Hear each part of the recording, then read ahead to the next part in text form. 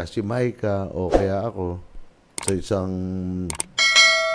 sa isang bigayan na nanggaling sa gobyerno nasyonal, maliwanag pa sa sikat ng araw. Hindi pera ng kabanatuan to. Ito'y pera ng gobyerno nasyonal. Ibinibigay po sa inyo to. At sana po pagyamanin nyo yung inyong tinatanggap. Never ko ginamit sa kampanya yon. Ngayon, pag pera ng kabanatuan, sasabihin ko, pera po nyo to ng mga tiga-kabanatuan. At ginagastos namin po ito para sa ikabubuti nyo.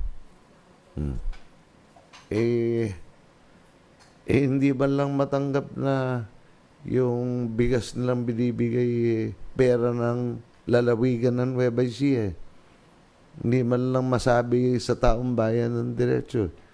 Pagtapos, yung kaawa-awa kong pinagsisilbihan, aalagaan kita, sabihin. Tapos, siyempre, matatakot ng konti. Kasi kailangan hirap in answer to Atty. Villar's question, hindi mo ba alam POJ na naghihirap yung kabanatuan, yung mga tiga-kabanatuan? Hindi lang tiga-kabanatuan ang naghihirap Ang naghihirap yung buong lalawigan, buong Pilipinas ang naghihirap. Kaya nga, we are prone to, yun na nga, yung huling wave nung 5,000, Sus Mariosep.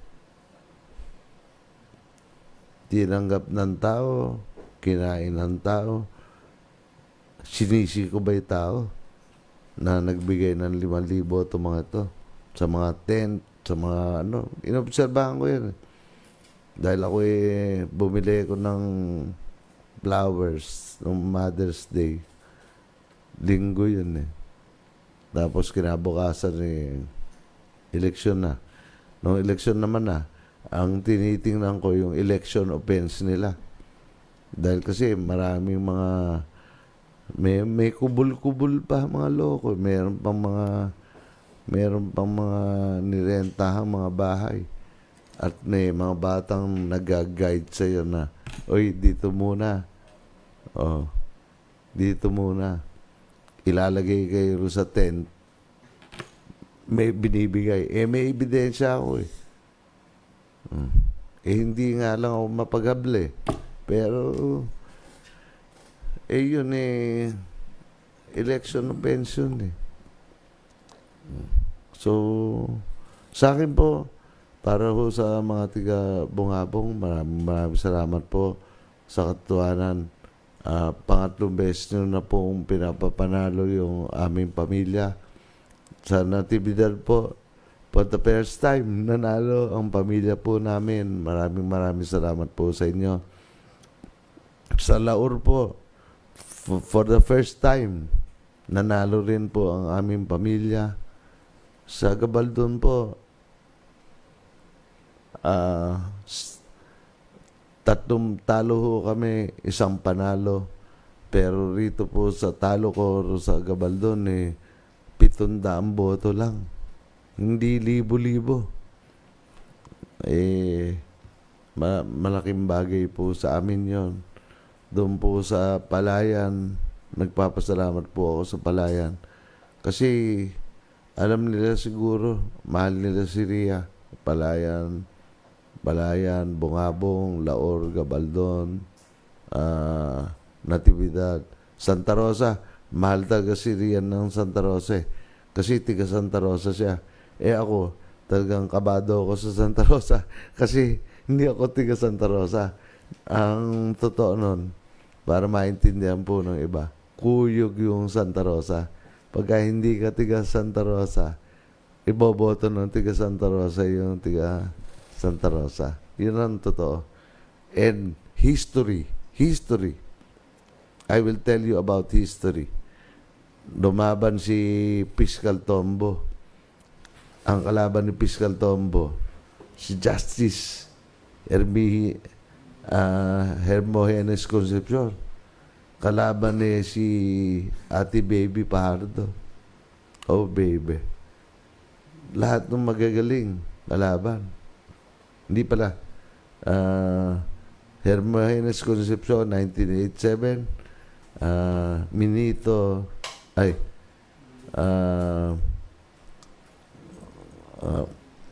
Fiscal Tombo, Arthur Vergara,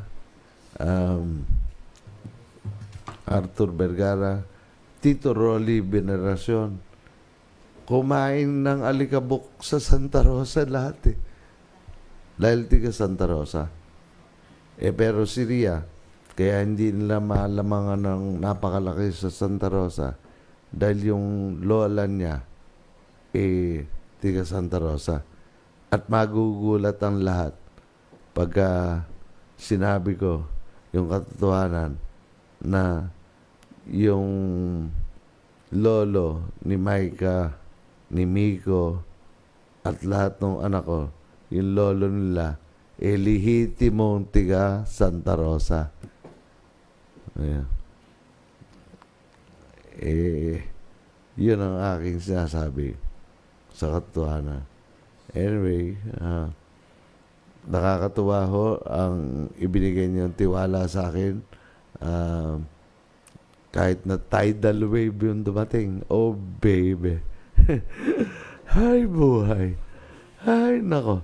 Tidal wave Hinahanap ko nga yung sinasabi ng mga leader nila. 3,000, 2,000. Dumating naman. Then, nasiyanin tiga Kabanatuan. Meron pang real na pagyari kain ng mga tiga Kabanatuan. POJ, siguro po, ito po ay isang katunayan. Yun pong respeto na naitanim nyo na sa lungsod na Cabanatuan at nadala natin sa 3 distrito. Yun pong relasyon na binubuo ng pagmamahal, tiwala at respeto. Kaya sabi nga po, dumating man ang unos, at the end of the day, kayo pa rin po ang nagwagi. Para sa akin to, thank you very much sa lahat po nung mga nakinig at ako'y masaya at binigyan pa ako ng pagkakataon na magsilbi at ayun nga. Ano pa gusto mong tanong, attorney? Siyempre po, POJ, sa ngayon at pangkasalukuyan, kayo pa rin ang Vice Mayor ng Presiding Officer ng Lungsod ng Cabanatuan. Siyempre naman, nag-iisip yung mga botante na nag-alala sa inyo. Umaasa sila na yung mga balakin nyo ay inyong ipatutupad. Ano po ba ang eksaktong linya ng inyong mga gagawin pang kasalukuyan kung kayo ay uupo ng congressman ng 3rd District, POJ? Ano ba ang mga pagbabago at progreso na ginawa nyo sa Cabanatuan na pwede rin yung gawin sa 3rd District? Very simple. Ako'y sanay sa pakipagkapwa-tao. Number 1 na programa yun. Yun ang number 1 kong programa pakipagkapwa-tao. Ako'y pinakita ko yung koko ko sa paa. Ako'y nagbukid O dahil pakipaglaban ko yung agrikultura. Dahil naintindihan kong gutom yung tao, ako ipakikipaglaban ko yung price control. Yung pagtaas ng bilihin. Tapos kalusugan. Sususugan ko yung ginawa ni Ria sa Paulino J. Garcia Memorial Hospital. Dahil si Ria lang ang sa dami ng kongresista, si Ria lang ang nakapagpatayo ng napakalaki na hospital na tawag natin Paulino J. Garcia Memorial Hospital na ang may-ari ay ang gobyerno nasyonal. Si Ria lang ang nagpagawa niya. dumaan na. Hindi ko sasabihin ng mga umali lang ha. Buhat kay Congressman Felicissimo Ocampo. Sumunod si Congressman Angel Concepcion. Pagkatapos ng martial law, naging assemblyman si Angel Concepcion. Naging congressman si Minito Concepcion. Naging congressman si Kuya Rico Pardo. Naging congressman si Aurelio Umali at saka yung kanyang ginang na si Cherry Umali.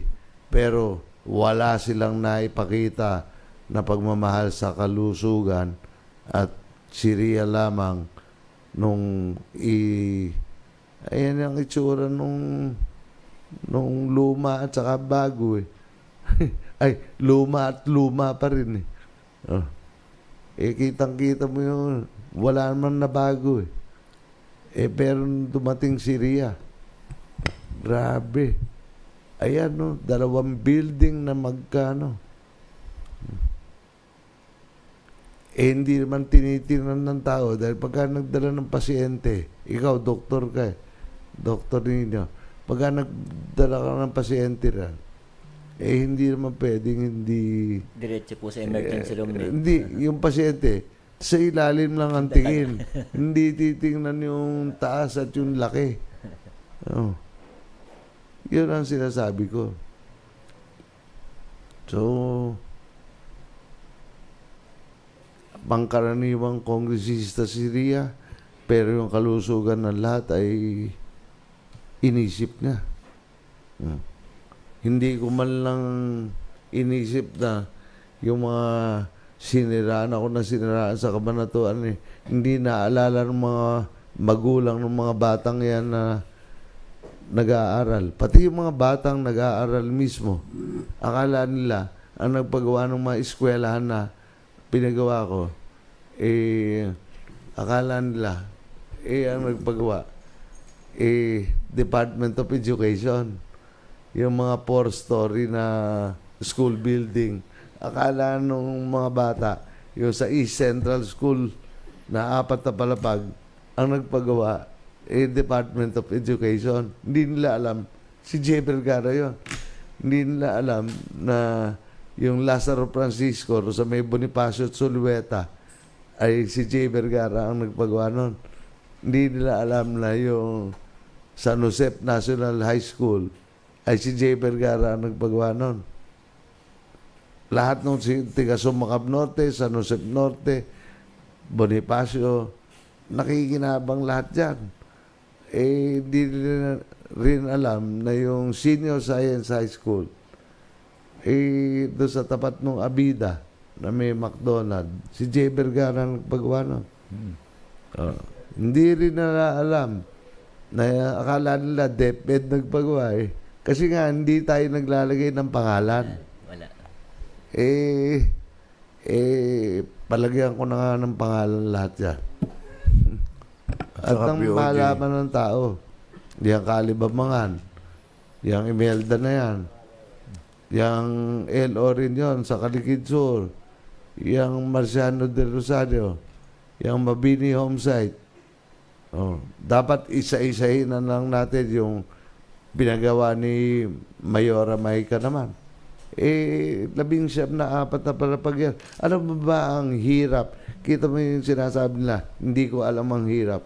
Alam ba yung hirap, Atty. Villar, ng mga guro at saka nung mag-aaral na nagsishifting dahil kulang ang eskwelahan. Kulang ang classroom. Nagsishifting yung mga guro natin. Pagyari nung paggawa yung nawawala yung shifting Tignan mo to, sa Mayapyap. Masaya yung Mayapyap. Dahil kasi, dati, shifting yung mestra na. Nung may paggawa yung 4 na palapag sa Mayapyap, sino ang makikinabang? Di ang makikinabang yung lahat nung nakarehistro ron. Sino ang makikinabang? Yung mga mestrang nagpapakahirap na hindi nakulang. Kasi nga, shifting ang ginagawang nila. Dahil wala nga classroom. O yung San Isidro, sa San Isidro, Cabanatuan City. Ayan o, tapos lahat yan. Yung PG Crisostomo sa Adwas. Yung Lazaro Francisco. Kulang pa nga yung Lazaro Francisco ng isa pang building eh. Dahil kasi 4,000 ang rehistradong estudyante sa Lazaro Francisco. Kailangan nating lagyan pa ng isa na 4 na palapag. Yung Lazaro Francisco. Kaya kung wala kang pagmamahal, maliligaw ka. Timo yung Kabo. Malapit na matapos yan. Yung JP Milencio sa tapat ng Walter Mart, matatapos na yan. Yung Camtinio, matatapos na yan. Yung Aka, matatapos na yan. Sigurado yan, Hunyo, tapos yan. Kaya nga sinasabi ko lang, we are ordering more 4-story school buildings. If you are hearing me, my dear friend Michael, Ayun, hindi ko kilala. we will order 5 more Kilala, and kilala. we will be doing 2 stories and 3 stories with a foundation that can hold 4 stories in the future because we don't have enough space para sa maliliit na eskwelahan. There are small, we don't have enough spaces, kaya so we need to do a good foundation so that we can just extend the 2-story or the 3-story to a 4-story. So that is the reason why, Michael, Jason, we are sending you for you to bid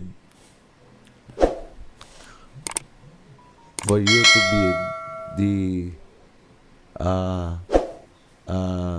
future schools that will be built this year.